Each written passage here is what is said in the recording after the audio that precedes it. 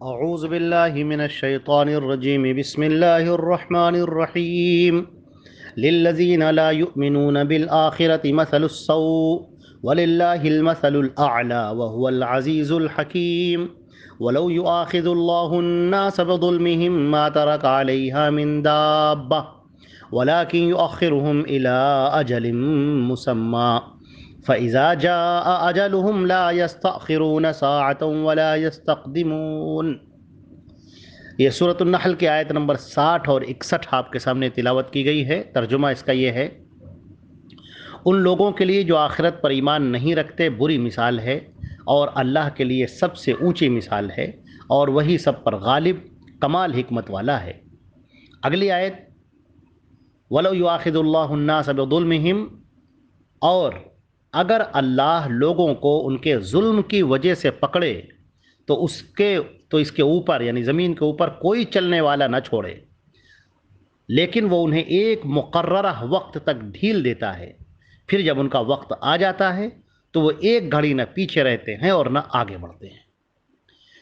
یہاں پر یہ گفتگو چل رہی ہے کہ اس سے پہلے اللہ رب العزت نے ان کے سامنے باتیں بیان کی اور کفار اور مشرکین کی روش کو بیان کیا۔ اب یہاں پر مثل کے معنی دیکھیے، مثل کی ان لوگوں کے لیے جو آخرت پر ایمان نہیں رکھتے بری مثال ہے۔ تو مثل کا معنی کسی چیز کے مشابہ ہے، جسے ضرب المثل کہتے ہیں کہاوت کو، صفت اور حال بھی۔ تو اکثر مفسرین نے یہاں صفت کے معنی مراد لیے ہیں، یعنی وہ مشرکین جن کا اوپر ذکر ہوا ہے، آخرت، حساب کتاب اور جزا و سزا پر چونکہ ان کا ایمان نہیں ہے، اس لیے ان کا بہت برا حال ہے، اور جو قباحت کی انتہائی مثال ہے۔ اسی وجہ سے وہ اس قدر بے وقوف اور سنگ دل ہو گئے ہیں کہ فرضی جو خدا ہیں بھی نہیں، انہوں نے اپنے من سے ان کو گڑھ لیا ہے، ان خداؤں کے لیے اپنی آمدنی کا حصہ متعین کرتے ہیں، بیٹیوں کو حقارت کی نگاہ سے دیکھتے ہیں، انہیں زندہ زمین میں دفن کر دیتے ہیں، حالانکہ بڑھاپے اور کمزوری میں انہی کے محتاج بھی ہوتے ہیں، اپنے لیے بیٹوں کی پیدائش پر فخر کرتے ہیں اور اللہ کے لیے بیٹوں کے بجائے بیٹیاں بناتے ہیں، فرشتوں کی عبادت کرتے ہیں، انہیں اللہ کی بیٹیاں بتاتے ہیں۔ یہ چند روزہ زندگی سے دھوکہ کھانے اور آخرت پر ایمان نہ ہونے کا نتیجہ ہے۔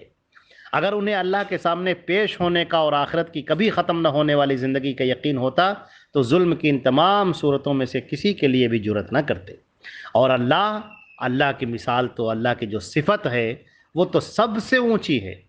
اللہ کی صفت تو سب سے بالا ہے، اس میں تو کوئی اس کا مثل تو کوئی ہے ہی نہیں۔ وہ واحد ہے، احد ہے، اولاد سے والدین سے پاک ہے، وہی تمام صفات کمال جمال جلال کا مستحق ہے، سب پر غالب ہے، زبردست ہے، لیکن اس زبردست اور قوت کے ساتھ وہ کمال درجے کا حکیم بھی ہے، یعنی اپنی طاقت کو صحیح استعمال کرتا ہے۔ ایسا نہیں کہ وہ جو ہے وہ اندھے کی لاٹھی کی طرح ہر ایک کو پڑے، نہیں، بلکہ وہ اس کو کس کو کیا دینا ہے، کس کو سزا دینی ہے، کس کے ساتھ رحمت کا معاملہ کرنا ہے، اللہ رب العزت ان سب کا بہت خیال رکھتا ہے، اپنے بندوں پر بہت زیادہ شفیق ہے، مہربان ہے۔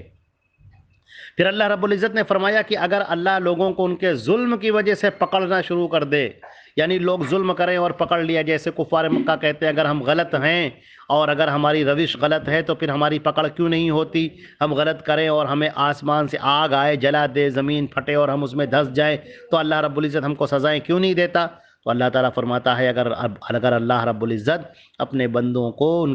کے جرم پر اسی دنیا میں سزا دینا اگر شروع کر دے اور ایک ایک کو سزا دیتا رہے تو پھر کوئی بچے گا نہیں روئے زمین پر چلنے والا، کیونکہ ہر ایک خطا کار ہے، ہر ایک گنہگار ہے، ہر ایک کہیں نہ کہیں ظلم میں ملوث ہے، کہیں نہ کہیں اس سے غلطیاں خطائیں ہو رہی ہیں، لیکن اللہ تعالیٰ چاہتا یہ ہے کہ لوگ اس کی طرف رجوع کرنے والے بنیں، اپنے غلط طریقوں سے، غلط روش سے باز آئیں، اپنے غلط راستے پر جن پر وہ جا رہے ہیں اس پر سے باز آئیں، اپنے آپ کا احساس کریں، ادراک کریں، سوچیں، اپنے آپ کے بارے میں سوچیں، اپنی زندگی کے بارے میں سوچیں، مرنے کے بعد کی زندگی کے بارے میں سوچیں۔ لہٰذا اللہ تو سب کو مہلت دیتا ہے، ایک مہلت دیتا ہے کہ شاید آج توبہ کر لے، شاید آج توبہ کر لے۔ ہم جب رات میں سو جاتے ہیں، سونے کے بعد جب دوبارہ اٹھتے ہیں تو یہ ایسے ہی ہے جیسے کہ ہم گویا مر گئے، اور مرنے کے بعد جب دوبارہ ہم زندہ ہو گئے تو اللہ تعالیٰ نے وہ ہمیں مہلت دے دی ہے، ہمیں ایک دن اور دے دیا ہے، شاید ہم توبہ کر لیں، شاید ہم رجوع کر لیں، شاید ہم اپنی زندگی کو بدل لیں۔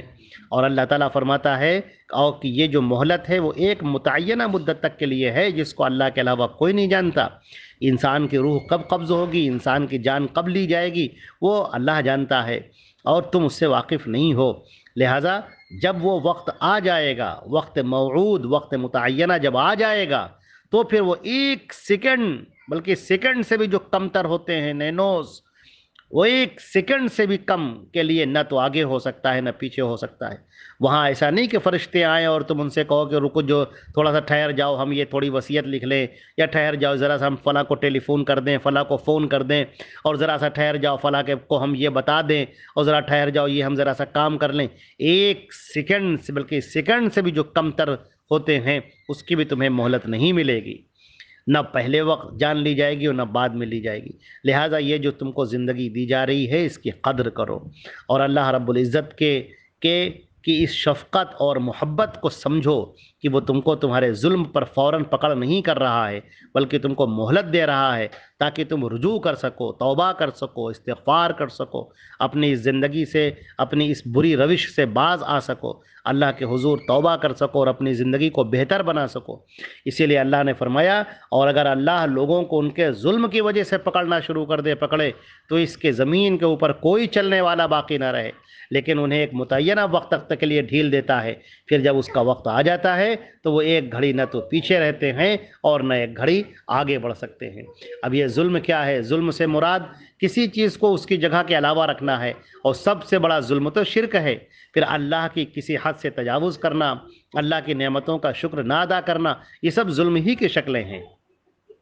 تو اللہ رب العزت نے یہ بات ارشاد فرمائی ہے، اور سب کے لیے اس بات کا ذکر ہے کہ وہ اپنی زندگی کو غنیمت سمجھیں، یہ جو سانسیں چل رہی ہیں اس کو غنیمت سمجھیں، اور اس میں اللہ کی طرف توبہ اور استغفار کریں، اس لیے کہ جب وقت متعین آ جائے گا تو اس کے بعد پھر نہ تو توبہ کی مہلت ملے گی اور نہ استغفار کی مہلت ملے گی۔ مرنے کے بعد انسان افسوس کرے گا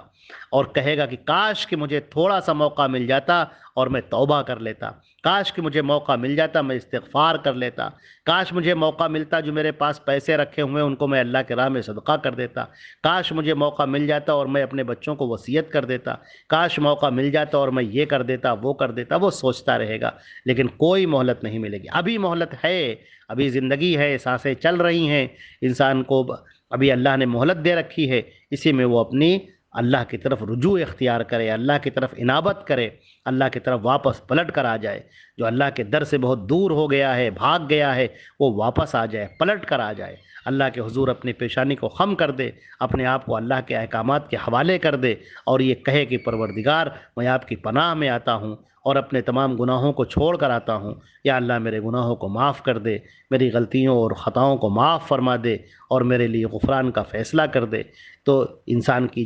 جو زندگی ہے اسے غنیمت سمجھنا چاہیے۔ وآخر دعوانا الحمدللہ رب العالمین۔